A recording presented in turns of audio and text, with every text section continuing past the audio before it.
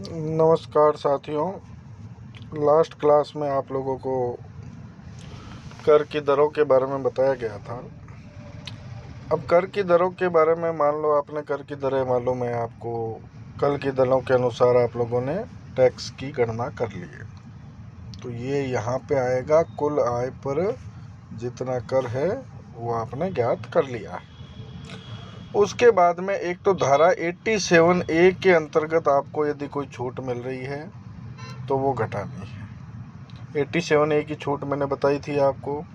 यदि किसी करदाता की आय 5 लाख रुपए से कम है तो जितना टैक्स बना है उसका वो पूरी की पूरी छूट यहाँ पे मिल जाएगी। ठीक है, लेकिन मैंने आपको पहले ये भी बताया था कि यदि धारा 112A के तहत कोई देय कर बना है तो उसमें से उसको छूट नहीं मिलेगी। चलो, उसके बाद में आपने इसमें से लेस करके अमाउंट निकाल लिया।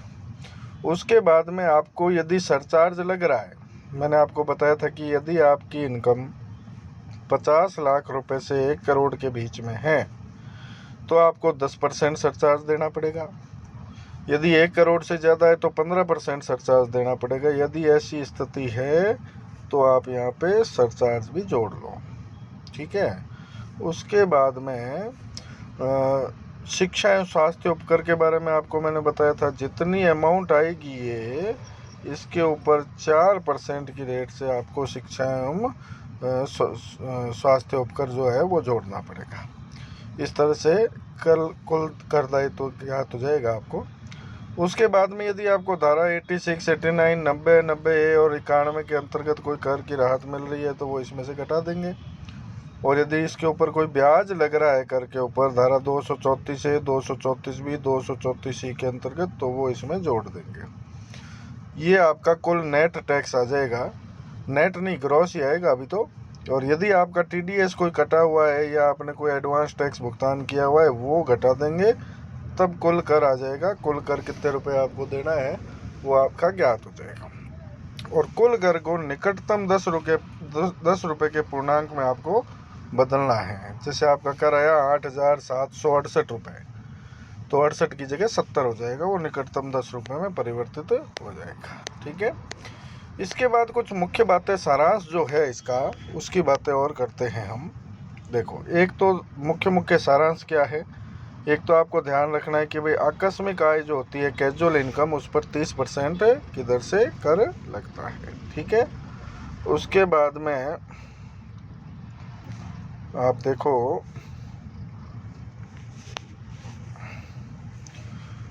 व्यष्टि करदाताओं पर दीर्घकालीन पूंजी लाभ की राशि पर धारा 112 के तहत 20% की दर से कर लगता है, परंतु धारा 112A के तहत जो पूंजी लाभ होता है वो 1 लाख रुपए तक तो कर मुक्त होते हैं, और उससे ऊपर के यदि दीर्घकालीन पूंजी लाभ होते हैं तो उस पर 10% की दर से टैक्स लगता है। ये ध्यान रखने की बात है।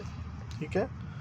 उसके बाद में यदि व्यष्टि करदाता की अन्य कुल आय का मतलब है एक तो दीर्घकालीन पूंजी लाभों को छोड़कर और आकस्मिक आय को छोड़कर, ठीक है ना, या 111A में अल्पकालीन पूंजी लाभ आते हैं उनको भी छोड़कर, ठीक है ना, तो ये कुल अन्य आय यदि 2.5 लाख रुपए या 5 लाख रुपए या 3 लाख रुपए, जो भी लिमिट है उसके अकॉर्डिंग हो या उससे कम हो, तब तो आपके टैक्स नहीं लिया जाएगा, और उससे ज़्यादा है तो टैक्स आपके लगेगा।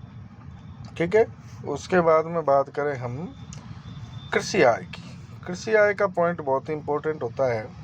यदि आपकी शुद्ध कृषि आय जो है, शुद्ध कृषि आय 5,000 रुपये से कम है, तब तो वैसे तो देखा जाए तो कृषि आय क्या है कि कर मुक्ति होती है पूरी, लेकिन इसमें कुछ ऐसा सिस्टम बना दिया गया है कि एक बार आपको कृषि आय की कर की गणना करनी पड़ेगी। कृषि आय के साथ अन्य आय को जोड़ के गणना करो, फिर नॉर्मल स्लैब पे उसे घटाना पड़ेगा। इस तरह से सिस्टम बना दिया गया है। तो आप जब ये गणना करोगे तो आपको ध्यान रखना है कि यदि शुद्ध कृषि आय 5,000 रुपये से ज़्यादा नहीं है तब तो उसे कर की गणना में शामिल करना ही नहीं है। ठीक है ना। और कृषि आय भले कितनी भी हुई, लेकिन यदि करदाता की अन्य कुल आय जो 2.5 लाख रुपए, 3 लाख या 5 लाख से अधिक नहीं है तो उस पर कर नहीं लगेगा, भले आय कृषि आय कितनी भी हो, उससे कोई फ़र्क नहीं पड़ता है। ठीक है। उसके बाद में यदि करदाता को कृषि से भी आय हो तो कुल आय जो है ना उसमें कृषि आय को भी जोड़ लेंगे। कुल आय में सारी आय आ गई, देखो उसमें कृषि आय को भी जोड़कर गणना करेंगे।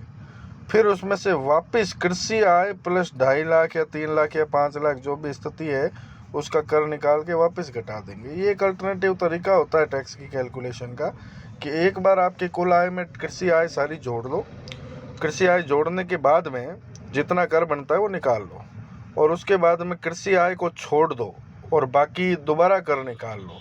तो पहले वाला जो कर निकाला है उसमें से दूसरे वाला जो कर निकाला है वो घटा देंगे। इस तरह से जो आपके कर बनेगा वही कर आपको देना पड़ेगा, ठीक है। उसके बाद 87A की बात आपको बताई दी थी मैंने कि 87A में यदि आपकी आय 5 लाख रुपए से कम है तो जितना भी कर बनेगा वो आपके धारा 87A के अंतर्गत घटा दिया जाएगा। आयकर की औसत दर की गणना करते समय आकस्मिक आय एवं दीर्घकालीन पूंजी आय को कुल आय में शामिल करेंगे और इनके कर को भी देय कर में शामिल करते हैं, ये ध्यान रखने की बात है। अच्छा, एक न्यूनतम अल्टरनेटिव टैक्स जो मैंने आपको बताया था उसके जो प्रावधान है प्रत्येक फर्म पर लागू होंगे। सीमित दायित्व वाली साझेदारी सहित फर्म है उसके ऊपर वैकल्पिक न्यूनतम कर मिनिमम अल्टरनेटिव टैक्स का रूल लागू होगा, ये ध्यान रखने की बात है। और उसके बाद में जो पॉइंट है कि यदि किसी व्यष्टि या हिंदू अविभाजित परिवार की समायोजित कुल आय 20 लाख से अधिक है, ठीक है ना, तो वह 18.5% जिसमें अधिभार 4% है और स्वास्थ्य एवं शिक्षा उपकर अतिरिक्त की दर से के देय कर अथवा सामान्य प्रावधानों के अनुसार देय कर के चुकाने के लिए दायी होगा। मतलब दोनों से वो टैक्स कैलकुलेशन कर सकता है। यदि 20 लाख रुपए से ऊपर है तो दोनों में से जो उसके टैक्स बेनिफिशियल रहेगा उससे वो कर चुकाएगा।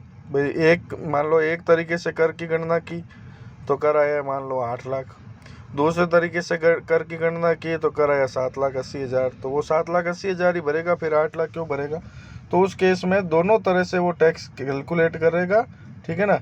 लेकिन उसमें एक्चुअल में क्या है, सिस्टम ऐसा बना दिया कि दोनों में से जो ज़्यादा हो वो चुकाना पड़ेगा उसको।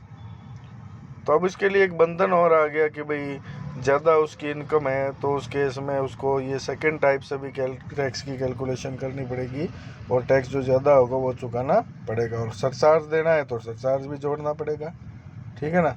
और सरचार्ज की राशि में फिर 4% स्वास्थ्य एवं शिक्षा उपकर भी जोड़ना पड़ेगा। तो इस तरह से ये टैक्स के कुछ प्रावधान है जो आपको विशेष रूप से ध्यान रखना है, ठीक है। बाकी की बात जो है वो नेक्स्ट क्लास में करेंगे हम। धन्यवाद।